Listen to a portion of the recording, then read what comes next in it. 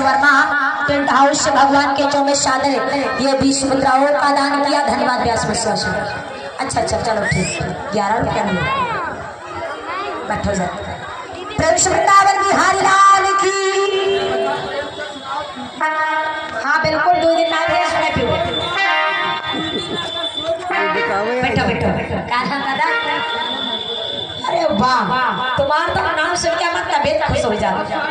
मस्त राम भैया ये 100 मुद्राएं दिया है। धन्यवाद है। कान्हा माता जी कान्हा बेटा बउआ यहाँ ये गौरी भैया सादर 21 मुद्राओं का दान व्यास में से आशीर्वाद। बैठ जाओ थोड़ी थोड़ी सबकी सुन ली। तो बैठो तो बैठ जाओ कि सर पर सीताराम अर्थ कर फिर क्या करे।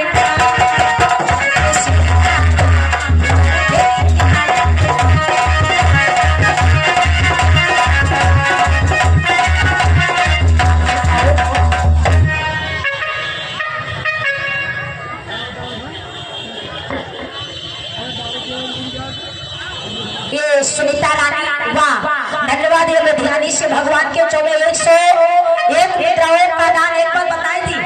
बताए मैंने दान कारण बहुत आगे रहती है बेचारी। लड़ाई मांगे रहती दानो बहुत आगे करती है। ये की बात तो कोई नहीं है।